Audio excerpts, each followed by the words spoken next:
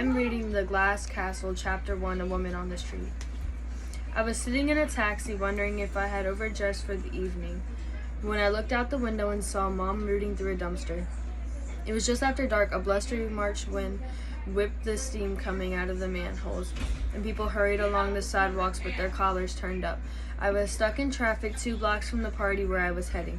Mom stood 15 feet away. She had tied rags around her shoulders to keep out the spring chill and was picking through the trash while her dog, a black and white terrier mix, played at her feet.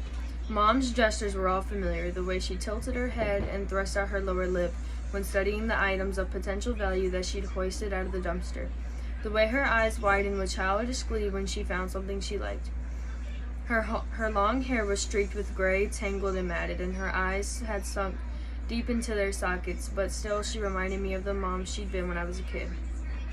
Swan diving off cliffs and painting in the desert and reading Shakespeare aloud. Her cheekbones were still high and strong, but the skin was parched and ruddy from all the winters and summers exposed to the elements. To the people walking by, she probably looked like any of the thousands of homeless people in New York City. It had been months since I laid eyes on Mom, and when she looked up, I was overcome with panic that she'd see me and call out my name, and that someone on the way to the same party would spot us together, and Mom would introduce herself and my secret would be out. I slid down in the seat and asked the driver to turn around and take me home to Park Avenue. The taxi pulled up in front of my building, the doorman held the door for me, and the elevator man took me up to my floor. My husband was working late as he did most nights, and the apartment was silent, except for the click of my heels on the polished wood floor. I was still rattled from seeing Mom, the unexpectedness of coming across her, the sight of her rooting happily through the dumpster. I put some Vivaldi on, hoping the music would settle me down. I looked around the room.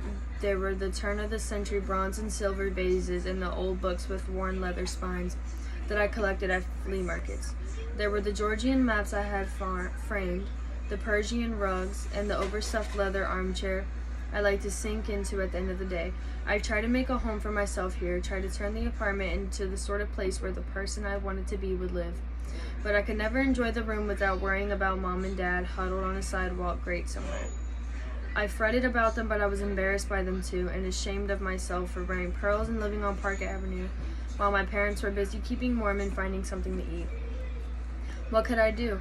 I tried to help them countless times, but Dad would insist that he didn't need anything, and my mom would ask for something silly like a perfume atomizer or a membership into a health club. They said that they were living the way they wanted to after ducking down into a taxi so my mom wouldn't see me. I hated myself, hated my antiques, my clothes, and my apartment. I had to do something, so I called a friend of Mom's and left a message. It was our system of staying in touch. It always took Mom a few days to get back to me, but when I heard from her, she sounded, as always, cheerful and casual, as though we had lunch the day before.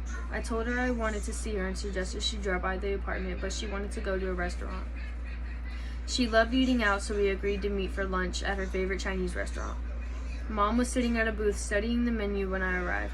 She made an effort to fix herself up. She wore a bulky gray sweater with only a few light stains and black leather men's shoes. She washed her face, but her neck and temples were still dark with grime. She waved enthusiastically when she saw me. "It's my baby girl," she called out. I kissed her cheek. Mom had dumped all the plastic packets of soy sauce and duck sauce and hot and spicy mustard from the table into her purse. Now she emptied a wooden bowl of dried noodles into it as well.